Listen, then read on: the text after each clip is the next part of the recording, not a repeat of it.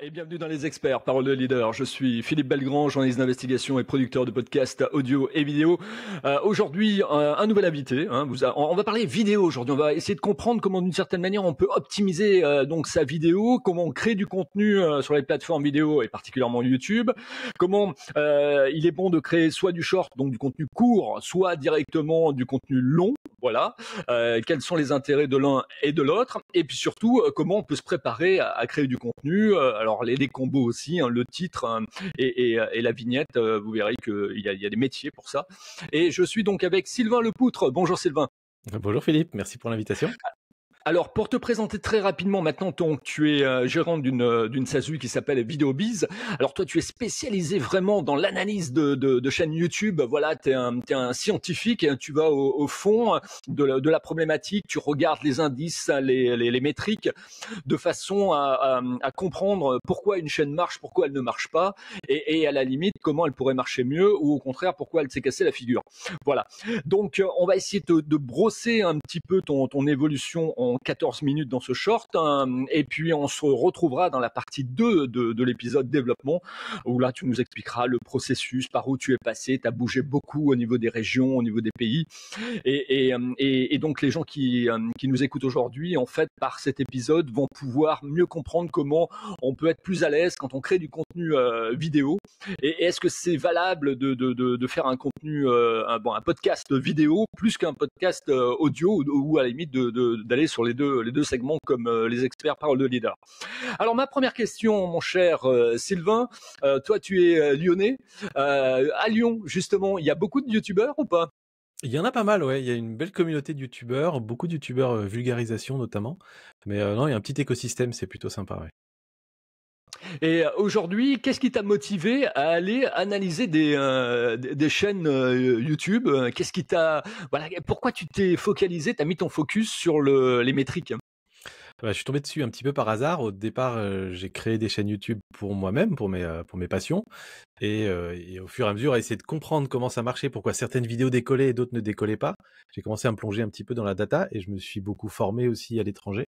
Et j'ai commencé à comprendre un peu comment fonctionnaient les algos, lire aussi la data parce que les analytics YouTube sont très, très, très complètes, mais donc difficiles à lire pour ceux qui n'ont pas l'habitude. Et ça m'a pris de passion. Et c'est vrai que moi, j'ai une formation d'ingénieur au départ. On avait détecté chez moi une bonne capacité d'analyse et de synthèse. Déjà à l'époque, on m'avait promis un avenir d'auditeur qualité dans l'industrie, ce qui ne m'a pas forcément branché. Mais pour te donner un petit peu une idée en tout cas, c'est un point fort chez moi, on va dire. J'ai beaucoup de points faibles, mais celui-là, au moins, il est bien développé. Et du coup, ça me permet au quotidien de m'éclater là-dedans, analyser les datas et en déduire des règles, des tendances, et essayer de tester des idées pour voir si ça marche et si ça aide des vidéos à se développer, et à l'inverse, tester des fausses idées ou des idées reçues qui circulent pour les dézinguer ou au contraire les valider, ça me plaît beaucoup. Donc voilà, je suis très content de pouvoir faire ça tous les jours. Alors, pour les gens qui nous écoutent et qui te découvrent aujourd'hui en tant qu'invité dans les experts parole de leader, sur Google, moi, un métier que je connais bien, qui fait partie d'une de mes casquettes, c'est consultant SEO depuis 34 ans. En fait, on sait à peu près Google est constitué de 200 critères. Par contre, YouTube, c'est je nage, je fais le crawl, je fais le dos crawlé, etc. Je ne sais pas nécessairement comment cet algorithme fonctionne, et quels sont les critères en fait de base, et combien il y a de critères à l'intérieur de l'algo de YouTube. Alors, on ne sait pas combien il y a de critères parce que évidemment c'est et surtout c'est en constante évolution. C'est-à-dire que je sais par contre de la part des équipes de YouTube que ils font des milliers de variations de l'algorithme tous les ans. Ils passent leur temps à tester et à itérer. En fait, YouTube a été fondé aussi par des ingés, donc ils ont cette culture du test and learn en permanence. Et il est fort probable que même chez YouTube, beaucoup de gens ne savent pas comment fonctionne l'algo en fait. Parce que c'est en fait un algorithme qui se base sur le fonctionnement des utilisateurs. Et donc typiquement, c'est plus un algorithme j'aime bien appeler ça par capillarité, c'est-à-dire toi Philippe, on constate que tu apprécies ce type de contenu selon différents critères, on pourra revenir dessus. Tu sembles apprécier ce type de contenu et pas ce type de contenu-là. Cette dernière vidéo t'a plu, et ben quelqu'un qui a un comportement de visionnage assez similaire au tien, YouTube va lui recommander cette dernière vidéo parce qu'il y a de bonnes chances statistiquement qu'elle plaise aussi à cette personne-là. Donc ça va se faire par affinité en fait entre les viewers, donc plus sur le modèle d'un persona ou d'un pixel Facebook, on va dire, pour ceux qui connaissent, que sur un modèle pur SEO un peu à l'ancienne, parce que je pense que même chez Google, ça a évolué, mais basé sur des mots-clés, des tags, etc. Ça, c'est un petit peu passé. Ça fait déjà 10 ou 15 ans que YouTube est allé au-delà de ce système-là. Alors, c'est vrai que moi, je me suis laissé dire que sur YouTube, il y avait quand même une nature un peu de pirate. C'est-à-dire qu'on fait avec pas grand-chose, des choses très belles.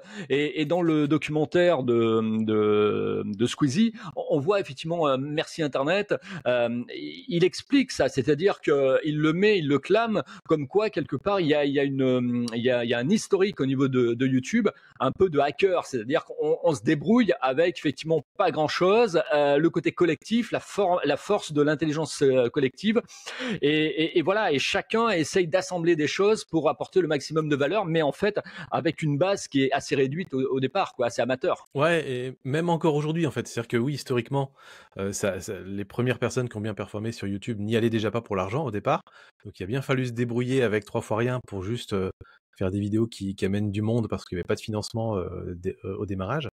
Et même aujourd'hui, en fait, le marché francophone est relativement petit, et donc le potentiel d'audience qu'on peut toucher, il est limité, et donc juste avec la publicité sur YouTube, c'est généralement pas suffisant pour pouvoir faire tourner la boîte de prod qui va créer des contenus derrière. Parce qu'on parle des youtubeurs, mais les gros youtubeurs, il y a toujours des boîtes de prod derrière et des équipes derrière, parce que l'air de rien, bah, on est dans de la création audiovisuelle, et donc les plus gros créateurs YouTube ont des équipes exactement similaires aux équipes de télévision, de production de cinéma, etc. Mais donc forcément, il y a des méthodes, il y a des raccourcis qu'on peut prendre par rapport au cinéma pour pouvoir faire des productions qui vont faire aussi des centaines de millions de visionnages, mais où plein de choses sont moins bien faites, moins parfaites, mais c'est pas grave parce que en fait, on va juste à l'essentiel. On va prendre le squelette de ce qui constitue l'attrait d'une vidéo, là où le cinéma ou la télévision vont parfois avoir une démarche presque artistique où il faut que l'œuvre soit intemporelle, parfaite, et qu'on puisse même pas la critiquer dans 50 ans. Là, on est plus dans un cycle rapide qui évolue très vite aussi. Donc, et c'est assez chouette en fait de faire partie de ce monde-là qui change, et les vidéos, la bonne façon de faire des vidéos aujourd'hui, c'est probablement très différent de ce que ce sera dans 2 ans ou dans 5 ans. Et c'est assez intéressant, ouais. Alors, j'en parlais avec Quentin que j'ai reçu, voilà, qui est un entrepreneur, qui a été rentier et qui a une chaîne YouTube aussi, hein, et justement, il était ravi que je te reçoive parce que, voilà, il m'a dit, Sylvain, il va t'expliquer, tu vois, c'est l'expert en la matière. Et donc, toi, tu privilégies beaucoup le combo, ce que tu appelles le combo, c'est-à-dire le titre et la miniature. Et j'ai même entendu dire dans une de tes interviews, je crois que c'était avec Quentin, que c'est Larrier, hein, pour le nommer, pour ceux qui auraient envie d'aller voir sa chaîne, que il y avait alors je sais plus comment on appelle ça, un mini maker ou quelque chose comme ça, le métier qui constituait en fait à produire des miniatures, Oui, mini des makers, miniatures. effectivement, ce sont donc des faiseurs de miniatures. C'est une branche du graphisme en fait, mais aujourd'hui, un pur graphiste va être généralement un mauvais mini maker. Tout comme un vrai réalisateur cinéma serait un mauvais vidéaste YouTube, je pense, parce que les codes sont différents. Et donc, il faut être capable d'embrasser ces codes-là, on va dire. Et donc, oui, il y a des personnes dont c'est le métier à temps plein de créer des miniatures YouTube, parce que c'est le réseau social sur lequel le visuel qui va nous inciter à cliquer est le plus important. Parce que la plupart des autres réseaux sociaux fonctionnent sur le système d'un flux, d'un feed, où en fait, bah, c'est l'algorithme qui nous met des contenus les uns derrière les autres. Alors que sur YouTube, on sélectionne ce qu'on veut regarder. Évidemment, on a des recommandations, mais on ne voit pas la vidéo tant qu'on n'a pas décidé de cliquer sur l'une plutôt que sur une autre. Et ce qui va inciter ça, ça va être le combo titre et miniature, ou évidemment le choix du sujet aussi. Donc nous, on appelle ça même l'angle qui est choisi, c'est-à-dire comment on va créer la curiosité autour d'un sujet pour donner envie aux gens de cliquer et d'aller le voir. Et donc ces 3 éléments-là, l'angle, le titre et la miniature, sont extrêmement importants, parce que sans ça, personne ne peut même découvrir la vidéo. Donc la vidéo peut être extraordinaire, si personne ne clique dessus, bah, personne ne la découvrira, et surtout l'algorithme de recommandation comprendra très vite que ça intéresse personne et arrêtera de mettre la vidéo en avant. Et ça, je dirais, c'est un passage obligé, la miniature, ou est-ce que dans les analyses de chaînes que tu as auditées, en fait, tu t'es aperçu qu'il y avait des gens qui n'avaient pas de miniature et en fait, ils font des vues, ils ont de l'engagement, il y a de la rétention, voilà, les gens accrochent, ils ont réussi à construire une communauté? Alors, c'est obligé pour développer une audience, une nouvelle audience. Après, il y a toujours des exceptions. Alors, il y a une chaîne, je crois, de bodybuilding, d'un bodybuilder américain qui a un corps tellement incroyable, il est tellement déterminé dans ce qu'il fait aucune miniature, aucun montage sur ses vidéos, et il fait des centaines de milliers de vues parce que, il y a une communauté qui s'est, réunie autour de lui. Donc il y a toujours de temps en temps des petites chaînes qui sortent comme ça et qui arrivent à créer une communauté à partir de rien. Mais ça reste une grosse exception. Si demain, tu me disais que tu voulais sortir une série Netflix et qu'il y avait même pas de travail sur une affiche ou un visuel pour présenter la série, ou que le nom de la série était inexistant, évidemment, ça ne marcherait pas. On est exactement dans le même cas, donc non, non, ça reste ultra, ultra important. C'est l'emballage, quoi. C'est la couverture du livre, voilà, c'est un peu tout ça. Ouais, C'est c'est le ça. marketing, quoi. D'accord. Vous qui écoutez et qui regardez ce short, ce contenu court, donc je suis avec Sylvain Lepoutre. Voilà, si vous venez de prendre en cours ce podcast, cet épisode, c'est un spécialiste, si vous voulez, qui analyse les chaînes. C'est-à-dire que voilà, c'est quelqu'un qui est comme un garagiste. Hein, il va prendre sa petite valise et puis à partir de ce moment, il va aller auditer ce qu'il y a sous le capot et donc vous dire, bah tiens, ça marche. Voilà, tu as une vidéo effectivement qui fait de l'audience. À la limite, il va essayer même de comprendre pourquoi il y a une vidéo qui fait descendre la chaîne ou au contraire une vidéo qui pousse la chaîne. Il y a tellement de métriques à savoir que Sylvain est là pour nous expliquer tout ça. Alors, je vais te poser la question marqueur des experts que je pose depuis effectivement le début de ce podcast qui était à l'audio à l'époque. Donc, le 1er janvier 2020. Hein, voilà, donc ça nous rajeunit pas, comme on dit, avec un peu plus de 1000 invités aujourd'hui. Comment tu trouves ma façon d'interviewer les gens, mon cher Sylvain? Elle est plutôt pas mal, j'aime beaucoup, on sent que tu as l'expérience aussi derrière et les intonations sont excellentes et tout ça. Maintenant se posera évidemment avec mon biais à moi, la question de: «Est-ce que ça peut faire du bon contenu YouTube?» Et là, en fait, tout va dépendre de si tu vas le poster tel quel ou s'il y aura une introduction au podcast ou un best-of des meilleurs passages ou bien, parfois, en fait, nous, on voit sur les podcasts qu'on accompagne sur YouTube, en gros, il y a 3 mécaniques qui peuvent bien marcher. Soit un best-of parce qu'il y a eu des moments avec des réactions incroyables, ou bien un sujet vraiment, très, très, gênant. Enfin voilà, ça c'est on va mettre un petit best-of au début pour donner envie et allécher un petit peu.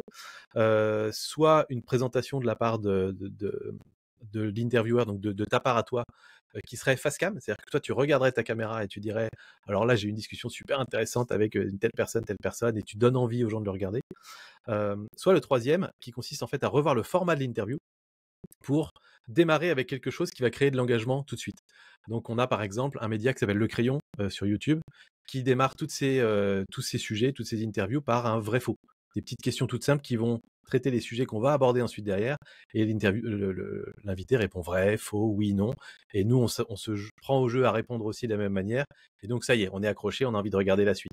La pire façon de commencer aujourd'hui un podcast vidéo, c'est de dire bah bonjour, j'espère que vous allez bien. Aujourd'hui, on reçoit telle personne. C'est la façon classique parce que bah ça, quand on a décidé de cliquer sur le titre et la miniature justement, on sait quel est le sujet, on sait quel est l'invité, on sait de quoi on va parler. Et donc, si on passe 1 minute 30 à rappeler exactement les mêmes choses, on va perdre une partie de l'audience.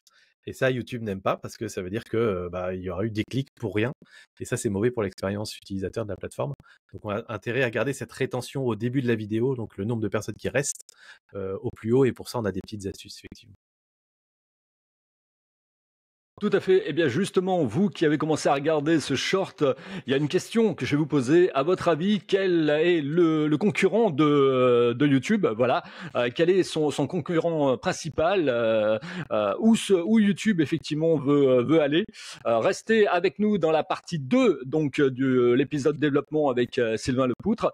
Là, on est à 13h, à 13 minutes et 54 secondes et vous aurez la réponse. Je vous dis à tout de suite et merci effectivement de nous avoir écoutés, de nous regarder dans cet épisode donc du short.